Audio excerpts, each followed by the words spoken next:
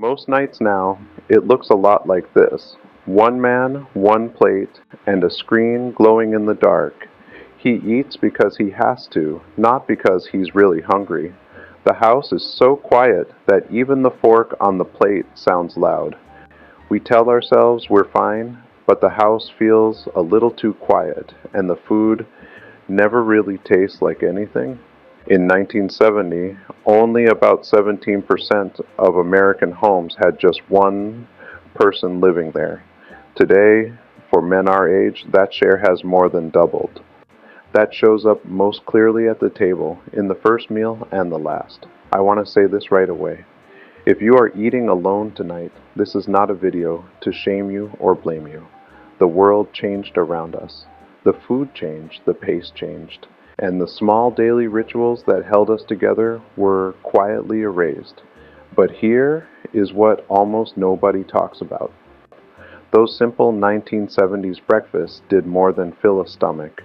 They carried a man into his day with a sense of calm, purpose, and company. And once we understand how that worked, a lot of our loneliness starts to make sense. If we close our eyes, most of us can still see that old kitchen table. Maybe it was a heavy wooden table with a few scratches in it, or a chrome-edged Formica top from the 60s that just kept going. There was a salt shaker, a sugar bowl, maybe a jar of jelly that never quite closed right. On a weekday morning in 1970s America, breakfast was not a photo on a phone. It was hot coffee in a real mug. It was scrambled eggs in a pan. It was toast, bacon, maybe a banana sitting in a bowl. Nothing fancy, nothing optimized. And most important, there were people there. A wife moving between stove and sink, kids dragging their feet, flipping through a cereal box, waiting for the bus. A man sitting in his chair, hearing the radio or the morning news, smelling actual food cooking. That scene seems small now, almost boring. But for a lot of men, that was the only time all day they felt like the center, a little universe, the one place where they were not invisible. But to understand what we lost, we have to remember how an ordinary morning used to sound. Most 1970s men did not eat their first meal alone. If they worked days, breakfast happened before they walked out the door. Even if it was quick, there was a body in the room, a voice in the air. He might grumble about work while his wife slid a plate in front of him. A kid might run in late, grab a piece of toast, and kiss him on the cheek by accident. The dog might circle his chair, hoping for a strip of bacon. That did something deep to a man's nervous system. Before the boss could yell, before the traffic, before the bills, he had already been seen and served by people who were his own. Even if the marriage was not perfect, even if the money was tight, he did not start his day as a ghost. Today, a lot of us stand over the sink with a cold slice of leftover pizza. We drink coffee alone in the car, burned, rushed, and already half angry. By the time anyone speaks to us, it is usually from a screen. The real magic back then was not just who sat at the table. It was how the entire morning was structured around a man not facing the day by himself. In 1970, even in busy homes, mornings moved at a different speed. The world did not start screaming at us at 5:30 a.m. from a smartphone on the nightstand. The news waited until we turned on the radio or the TV. Most men had one job, one boss, and one commute. There were no group chats exploding before sunrise. Nobody expected an email reply before breakfast. That slower pace wrapped itself around the table. Coffee could sit and cool a little. Toast might burn, and everyone would laugh as someone scraped it into the sink. There was time for one more bite, one more sentence. Now we roll out of bed into a race. Notifications, traffic apps, news alerts, messages from work. We microwave something, swallow it without chewing, and already feel behind before we reach the door. And this is where the food itself starts to tell the truth. If we describe a classic 1970s breakfast, it doesn't sound healthy by modern standards. eggs cooked in butter or bacon grease, toast with real butter and jam, orange juice from concentrate, maybe some fruit, some fried potatoes if there was time. But look a little closer. Those eggs came from closer to home. The bacon had ingredients we could pronounce. The toast was often from a loaf that went stale in a few days, not something that could survive a month on the shelf. There were fewer ultra-processed options in the center of the store. No breakfast bars made in a factory on the other side of the country. No energy drinks loaded with caffeine and sugar slammed down on an empty stomach. We did not see it this way then, but the plate matched the pace. Real food, cooked in a real pan, eaten at a real table with real people. But the important part is not just what we ate, it's what was missing from those plates. In that typical 1970s kitchen, some things had not arrived yet. There were no towers of sugary breakfast cereal with cartoon characters screaming at our kids from every box. There was no wall of grab-and-go processed breakfast bars by the checkout. We did not have a fridge stuffed with plastic bottles of sugar drinks labeled as sports fuel. We did not have frozen breakfast sandwiches stacked 10 high in plastic and cardboard, ready to be zapped in a microwave in 60 seconds. Most of all, we didn't have screens at the table, no phones buzzing with work crises, no endless scroll of bad news landing right in our lap before the first bite. When those four things arrived, the cereals, the bars, the bottled sugar, and the screens, mornings became something else, faster, louder, more chaotic. The table stopped feeling like a small shelter and started feeling like a pit stop. And once those four things took over our kitchens, mornings began to feel very different for men who had once been quietly anchored there. Most of us did not have the language for mental health in the 1970s. We just knew some men were steady and some were not. But breakfast did one simple thing for a man's nerves. A hot meal, eaten at the same time in the same place, with the same faces, tells the body, you are not in danger. It is a little signal of order. A tiny piece of predictability at the beginning of a long, uncertain day.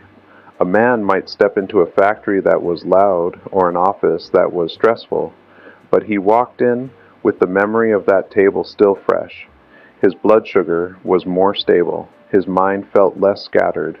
He had already been looked in the eye by someone who cared whether he came home. Now, a lot of us start our day with caffeine and sugar on an empty stomach. We scroll bad news while we eat. Our heart rate spikes before we even put on our shoes. But the deeper change came from something even more invisible than sugar or cereal. Think about some of the last breakfasts you remember with your parents. Not just the food, but the words. Little phrases still echo in the back of our minds. A father saying, you better get going or you'll miss that bus. A mother asking, do you have your homework? A kid telling the table some silly thing that happened at school yesterday. None of it sounded important at the time, but those small, ordinary words told a man he was part of a story. He was not just a worker, he was a husband, a father, a person woven into other lives. Today, many men eat without a single, real sentence being spoken. Maybe a text from a boss, maybe a podcast in the background, but no one across the table saying, morning honey, or you look tired, are you okay? And when those words disappeared, something inside a lot of men went quiet too. Back in the 1970s, most bosses expected a man to show up on time and work hard. What they did not expect was for him to be reachable before he arrived. The morning belonged to the home. He could wake up, eat, talk, shave, dress, and leave. The job began at the door of the building, not in his bedroom. There was a clear line between home and work. As the decades rolled on, that line blurred. Early calls, early emails, shift work, rotating schedules, gig jobs. Suddenly the table had to compete with a phone in his pocket and a boss in a hurry. So breakfast became optional, something we grabbed in the car or skipped or ate under fluorescent lights in a break room. But as the job changed, breakfast had to change.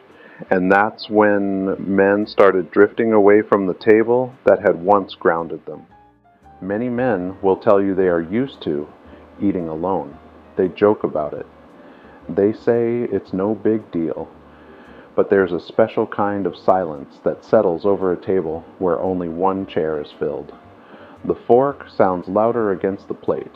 The refrigerator hum sounds harsher. The TV in the background feels like a stranger trying too hard to help. We start to eat faster, just to get it over with. We take the plate to the sink and stand there for a second, not sure what to do next. The day feels long before it has even begun. We may not cry about it, we may not even admit it out loud, but being the only person at the table day after day tells a man a story about himself. And this is where the story turns from food into something much heavier.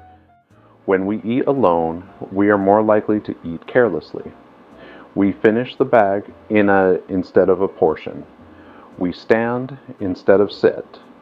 We go for whatever is easiest to open, not what actually makes us feel good 2 hours later.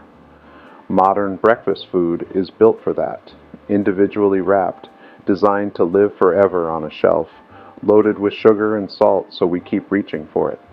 After a while, our body joins the loneliness, our waistline grows, our joints hurt, our sleep gets worse. Doctors hand us pills and pamphlets, but nobody asks a simple question. When was the last time you had breakfast with someone who loved you? We start to believe we failed. We blame ourselves for every pound, every lab result, every bad habit. But even in all of this, there is one hopeful truth we almost never hear. We cannot go back to 1975. We cannot bring back our parents or rewind our marriages or shrink the city around us.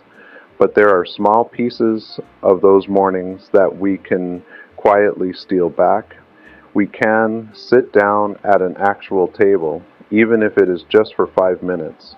We can put food on a plate instead of eating out of a package. We can turn off the news for the first 10 minutes of the day.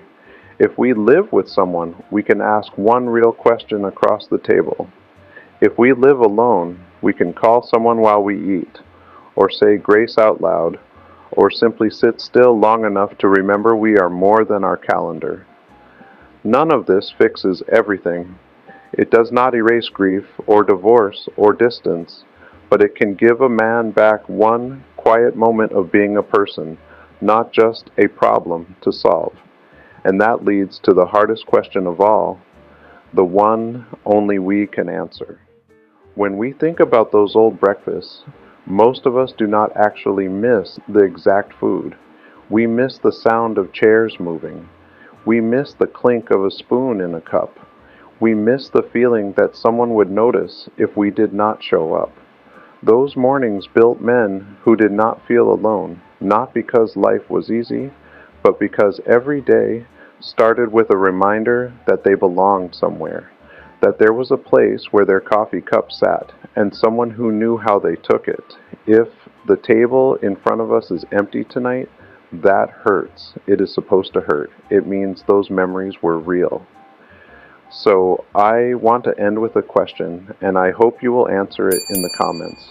What is one small detail from a 1970s breakfast that you can still see, smell, or hear in your mind?